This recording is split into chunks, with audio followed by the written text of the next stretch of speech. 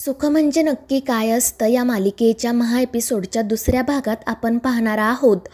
गौरी शालिनीच्या रूममध्ये टेबलवर जो बॉक्स असते तो बॉक्स बघण्यासाठी जाणार इतक्यात तिला एक कॉल येतो आणि मग ती कॉलवर बोलत असतानाच राजमा त्या ठिकाणी येते आणि ती नित्याला तेथून घेऊन जाते. तर दुसरीकडे शालिनी अजूनही अधिराजच्याच घरी असते. पाहुणीने तिच्यासाठी जो चहा बनवलेला असतो तो पीत असते. मात्र घरातील सगळेच जण खाली मान घालून बसलेले असतात. त्यामुळे शालिनी त्यांना विचारते की काय झालं, तुम्ही इतके नाराज का आहात. आणि तेव्हा तिला समजतं की तो नारळ नासका निघाल्यामुळे ते सगळेजण नाराज आहे. पण शालिनी मग त्यांना नाटक करत सांगते की शकून अपशकून असं काही नसतं. तुमचा आणि देवीचा आशीर्वाद माझ्या डोक्यावर असताना कसला अपशकुन होईल आणि नारळ पावला असंच आपण समजायचं. आणि त्यामुळे विमल नाईलाजाने फक्त हो म्हणते. तर अधिराजचे बाबा म्हणत असतात की अगं विमल, एवढा विचार करू नको, कदाचित हा योगायोगसुद्धा असू शकतो. तर शालिनी म्हणते हो ना, माझ्या आयुष्यात तर असे अनेक योगायोग घडत आहे. म्हणजे आता बघा ना, मी या गावात आले हाच किती मोठा योगायोग आहे. आणि त्यावर ते सगळेजण हो म्हणतात.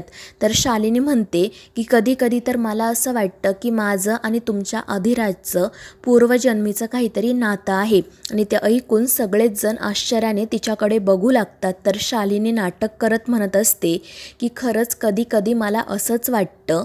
आणि मग त्यावेळी पाहुणीमध्येच तिला विचारते की जर खरंच तुम्हाला असं वाटत असेल तर राजच्या हातावर जी जन्मखून आहे ती मात्र ती पुढे काही बोलणार इतक्यात कुकरची शिट्टी होते. त्यामुळे विमल तिला गॅस बंद करायला पाठवते. तर शालिनी लगेच विमलला विचारते की ही नेमकं काय म्हणत होती. आणि त्यावर विमल म्हणते काही नाही, आमच्या अधिराजच्या हातावर फक्त एक जन्मखून आहे एवढंच. आणि त्यावर शालिनी विचारते की मग त्याला त्या जन्मखुनेचा काही त्रास होतो का. आणि ते ऐकून सगळेच जण एकमेकांकडे बघू लागतात आणि शालिनीला नाही म्हणून सांगतात. तर शालिनी मुद्दाम चौकशी करत विचारत असते की अधिराज कधी वेगळ्याच माणसांबद्दल किंवा वेगळ्याच गोष्टींबद्दल बोलत असतो का, किंवा तुम्हाला असं कधी वाटतं का की हा त्याच्या पूर्व आयुष्याबद्दल काहीतरी बोलत आहे. आणि त्यावर ते सगळेजण म्हणतात की नाही, असं तर कधीच काही वाटत नाही किंवा आत्तापर्यंत असं काही घडलंसुद्धा नाही. आणि त्यामुळे मग शालिनी नाराज होते. पण त्याच वेळी पाहुणी अचानक म्हणते की एकदा अधिराज झोपेत काहीतरी बरळत होता. पण ती पुढे काही बोलणार इतक्यात अधिराजचे बाबा म्हणतात की अगं हे सगळं तू यांना काय सांगतेय, त्या इथे कोणत्या कामासाठी आल्या होत्या आणि तुझं काय चाललंय. त्यामुळे मग पाहुणी गप्प बसते आणि मग शालिनी सगळ्यांचा निरोप घेऊन तेथून जाण्यासाठी निघते. मात्र जात असताना ती पाहुणीचं खूपच कौतुक करते आणि तिला म्हणते की आपण नंतर पुन्हा भेटूयात आणि खूप गप्पा मारूयात. आणि मग ती तेथून निघून जाते. तर दुसरीकडे लवली पटकन घरी जातो. त्याला माईंना आणि शेखर दाजींना त्या नंदिनी गृह उद्योगाबद्दल सांगायचं असतं. मात्र त्याला नंदिनी हे नावच आठवत नाही. तो वंदिनी बंदिनी अशी नावं घेत असतो आणि नंतर म्हणत असतो की नाही नाही, हे ते नाव नव्हतं. आणि मग त्यानंतर शेखर दाजीच त्याला विचारतात की नंदिनी असं तर नाव नव्हतं ना. आणि त्यावर लवली म्हणतो हो, हेच नाव होतं, नंदिनी गृह उद्योग. आणि ते ऐकून शेखरला आणि माईंना तर धक्काच बसतो. माई म्हणत असतात म्हणजे तिने माझ्या जयदीप गौरीवर वर्मी घाव घातला आहे तर. मात्र लवलीला काही कळत नाही. तो म्हणतो म्हणजे. तर शेखर दाजी त्याला सांगतात की नंदिनी गृह उद्योग ही आमची खूप मोठी कंपनी होती.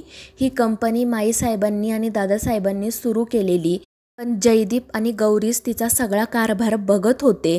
तर माई म्हणते की अरे देवा, त्या शालिनीचा असा डाव आहे तर. आणि मग ती शेखरला आणि लवलीला सांगते की आपल्याला लवकरात लवकर काहीतरी करायला हवं. तर लवली म्हणतो पण ती शालिनी नेमकी काय करणार आहे ते तर आपल्याला माहीत नाही ना, मग आपण तरी कसं काय करणार. आणि त्यावर माई म्हणते की हे संकट असं अचानक समोर आलं असलं ना तरी आपल्याला त्याला सामोरं जावंच लागेल. आणि त्यावर ते दोघेही हो म्हणतात.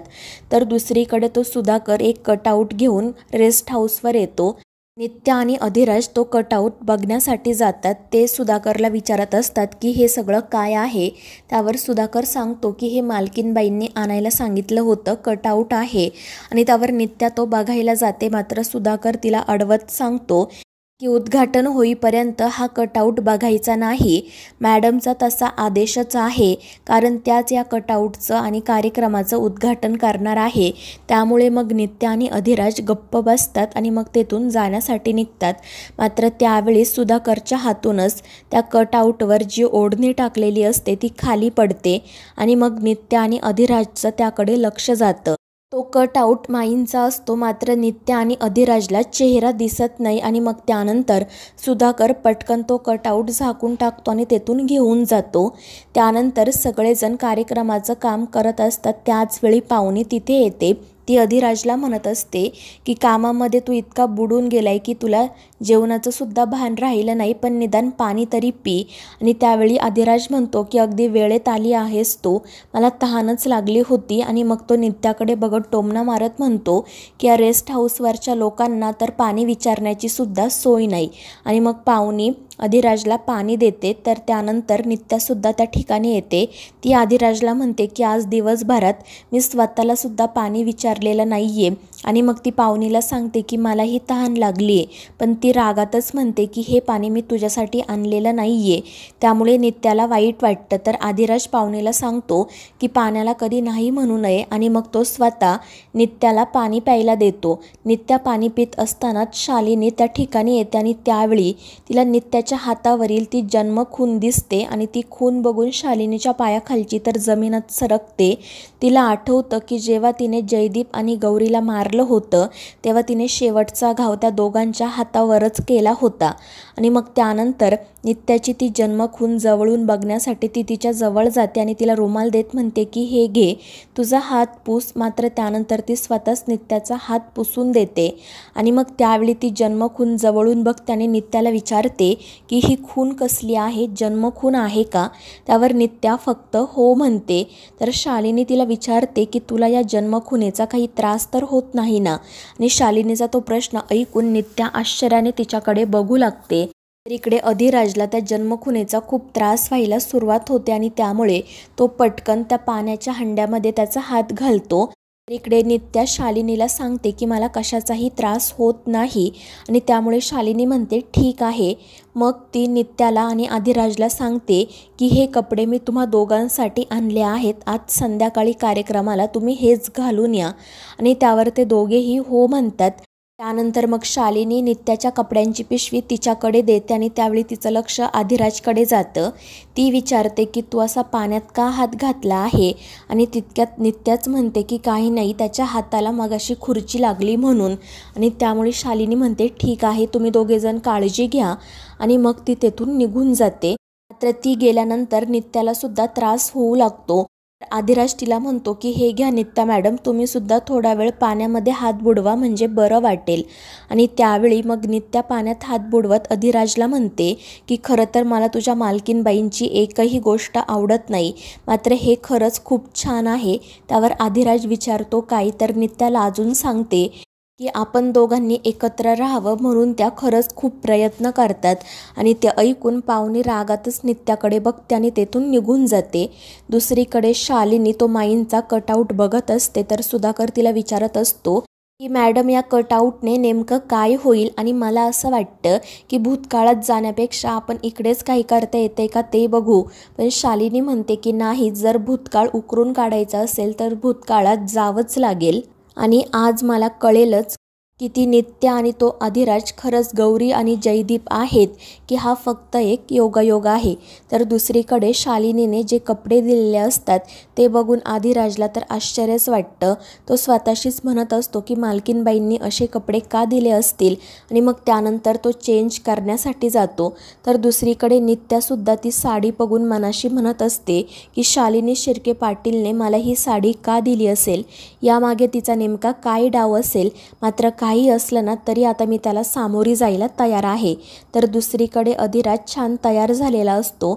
जयदीप जसे कपडे घालायचा तसेच ते कपडे असतात. आणि त्याचवेळी मग पाहुणी त्या ठिकाणी येते.